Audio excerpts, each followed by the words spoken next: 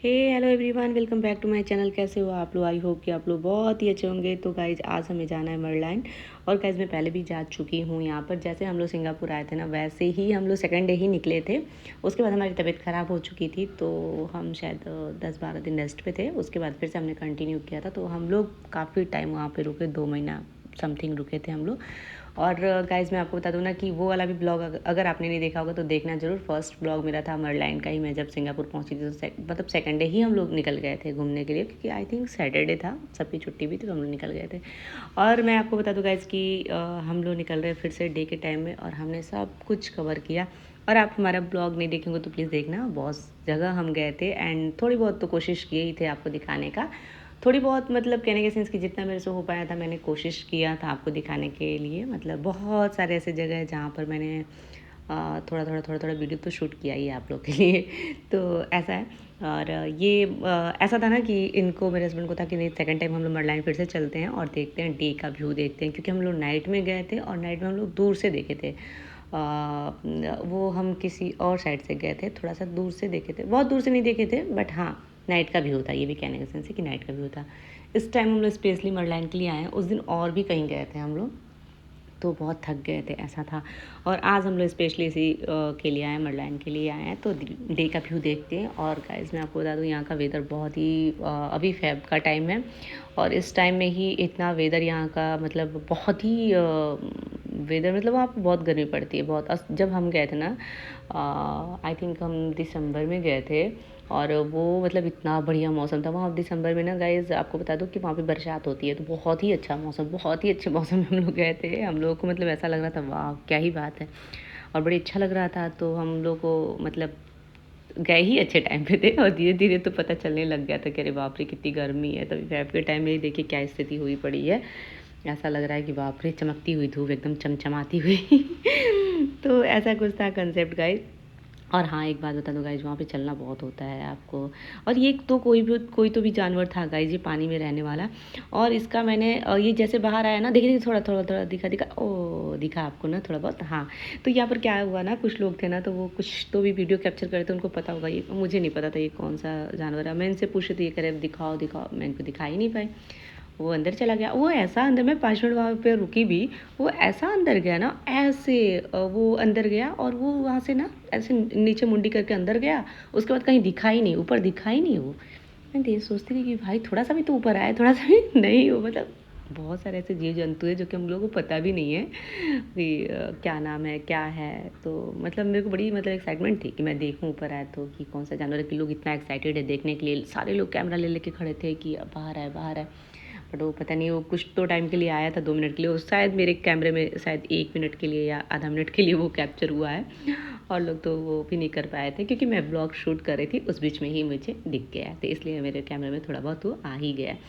तो ऐसा कुछ है गाइज। एंड चलिए आपको हम लेके चलते हैं मर्लाइन। तो आज हम आपको मर्लाइन लेके चलेंगे, एंड हमारा अब लास्ट वीडियो ही रहेगा। अब 1-2 दिन में हम लोग वापस आ जाएंगे।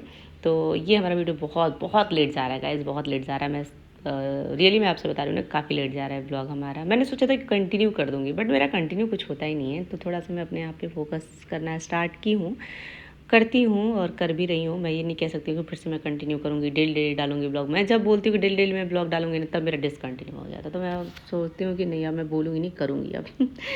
तो वैसा मैं कोशिश बस कर रही हूँ और कुछ नहीं। और गाइज़ मैं आपको बता दूँ ना कि यहाँ पर चलना बहुत होता है, बहुत चलना होता है गाइज़, काफ़ी चलना होता है सच में। अगर आपको डॉक्टर बोलता है ना कि आपको 1000 स्टेप डेली डेली कंप्लीट करना है, तो आप 4000 स्टेप कंप्लीट कर लोगे, इतना चलना होता है यहाँ पे। हाँ लेकिन हेल्थ बहुत सही होता है वहाँ के लोगों का, मतलब सच में वहाँ के लोग बहुत ध्यान भी देते हैं अपनी हेल्थ पे। मैंने देखा वहाँ पे बहुत ज़्यादा बहुत ज़्यादा। तो ये सारी चीज़ें बहुत ही अच्छी है, और ऐसा होना भी चाहिए, ध्यान भी देना चाहिए खुद पे। तो हम लोग खुद इतना चल चल के जा रहे हैं। चलिए गाइस हम आ गए यहाँ पर मरलाइन के पास, और आप देखिए एकदम सामने से व्यू इतना प्यारा दिख रहा है आपको ना।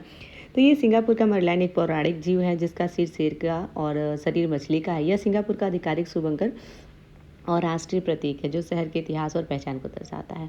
सो गाइस जितना क्लियर आपको दिख रहा है ना, आप देखो व्यू, और आपको बहुत अच्छा लगेगा, बहुत बढ़िया लगेगा। सो गाइस ये बहुत ही फेमस है, बहुत ही फेमस है। और मर्लिन ना 2 शब्दों से मिलकर बना है। मर का अर्थ होता है समुद्र, शी और मतलब कि मतलब समुद्र, और लाइन का अर्थ होता है शेर। और ये क्या है ना कि मछली का शरीर सिंगापुर की प्रारंभिक उत्पत्ति को दर्शाता है, जब यह एक छोटा मछली पकड़ने वाला गांव था जिसे टेमासेक कहा जाता था। और गाइस मैं आपको बता दूं ना कि ये शेर का सिर सिंगापुर के मूल नाम सिंगापुर का प्रतिनिधित्व करता है, जिसका अर्थ है शेर का शहर। और इसका डिज़ाइन 1964 में वैन क्विल एक्वेरियम के क्यूरेटर एलेक्स फ्रेजर पुनर द्वारा सिंगापुर पर्यटक बोर्ड के लोगों के द्वारा मतलब रूप में किया गया था। और इसकी स्थापना हुई थी गाइज 15 सितंबर 1972 को मतलब तत्कालीन प्रधानमंत्री ली कुआन यू ने सिंगापुर नदी के मुहाने पर मर्लिन पार्क में इस प्रसिद्ध प्रतिमा का आधिकारिक मतलब उद्घाटन किया था। और गाइज यह प्रतीक सिंगापुर की एक साधारण गांव से एक आधुनिक लचीले और विकसित महानगर के रूप में पहचान को दर्शाता है।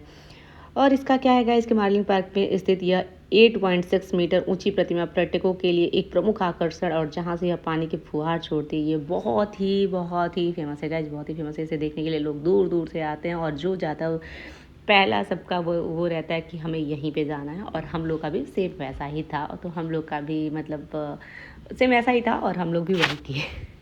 हर एक किसी का वही होता है ना, जो चीज़ें फेमस रहती है लोग सोचते हैं पहले इसको कैप्चर करें, पहले इसको कैप्चर करें। सेम वही प्रॉब्लम हम लोग का भी था। और ये हम लोग आगे वहाँ पर तो बहुत घूम लिए गाइस, काफ़ी घूमे हम लोग, देखा होगा आपने वीडियो अच्छा से देख लिया होगा, आपको क्लियर आज दिखा भी होगा। और ये हक्का सेंटर है वहाँ का सबसे बड़ा हक्का सेंटर, बहुत बड़ा है, काफ़ी बड़ा है। तो यहाँ पर हर एक वेराइटी काफ़ी बड़ा था गाइस, काफ़ी बड़ा था। ये बहुत फेमस भी है, आप नेट पर सर्च करना, काफ़ी फेमस भी है। तो यहाँ पर हमें लगा कि हमारे टाइप का कुछ मिल जाएगा, तो हमारे टाइप का कुछ मिल नहीं रहा था। टाइप कहने के सेंस कि गाइस जो वेजिटेरियन है ना उनके लिए बड़ी दिक्कत हो जाती है, अदर कंट्री में जाओ तो बड़ी दिक्कत जाती है और कुछ समझ में भी नहीं आता है। वेज में भी कुछ आपको समझ में नहीं आएगा कि क्या खाना नहीं खाना है, कुछ पता ही नहीं चलता है कि कौन सा वेज है कौन सा नॉन वेज है। टेस्ट भी चेंज हो जाते हैं ना हमारा, मतलब सब कुछ चेंज हो जाता है। और हम लोग को स्टार्टिंग से जो टेस्ट की लत लगी है वो टेस्ट तो मिलना मुश्किल हो जाता है अदर कंट्री में। अपने कंट्री में तो आप आराम से इजीली आप मतलब मिल सकता है आपको, बट अदर कंट्री में आप सोचो कि हमें मिल जाए तो ऐसा नहीं। तो हमें एक ही चीज़ समझ में आता था बाहर जाके, एक तो वो जूस को वहाँ पे ड्रिंक बोलते हैं, तो मैंगो ड्रिंक एंड पता नहीं कौन कौन सा ड्रिंक, उसमें बहुत सारे ऑप्शन होते थे ड्रिंक में। तो हमें एक पसंद आता था, दीदी को पता था, तो वो हम हमेशा दिलाते थे। और इनको भी पता था कि इसे यही अच्छा लगता था, ये भी ला के देते थे। और दूसरा ऑप्शन था कॉफ़ी का, तो कॉफ़ी भी बेस्ट हमारे लिए होता था। एंड थर्ड में तो वही सारे ऑप्शन होते थे जो कि मेरे को पसंद में नहीं आते थे, और लेना भी होता था हम लोग को, क्योंकि बाहर निकले हैं काफ़ी टाइम से घूम रहे हैं तो लेना तो है ही, और वो नुकसान भी हो जाता था गाइस, तो बहुत दिक्कत होती थी। हाँ एक दो बार हमें बहुत अच्छा लगा सिंगापुर में, बाहर हमें खा गए एक टर्किश फूड, तो मैं आपसे क्या ही बताऊँ, बहुत ही बढ़िया टर्किश फूड मुझे लगा था। एंड थाई फूड भी बहुत अच्छा लगा। हाँ कुछ थे ऐसे जो चीज़ें हमें बहुत अच्छी लगी, Thai food, Turkish food. And एक बार हम लोग वहाँ गए थे क्लार्कवे गए थे, तो वहाँ पे भी बहुत अच्छा, मतलब बहुत अच्छा, वो इंडियन रेस्टोरेंट था इसलिए इंडियन रेस्टोरेंट था, इस वजह से हमें सारी चीज़ें मिल गई इधर वाली। और मतलब मिला था, कुछ टाइम मिला था, बट उतना नहीं मिला था हमें जितना चाहिए था। इस वजह से हमारे पास मतलब बहुत कम वो रहता था। तो चलिए गाइस, आपको ब्लॉग कैसा लगा आप बताना, अगर अच्छा लगा तो प्लीज़ लाइक शेयर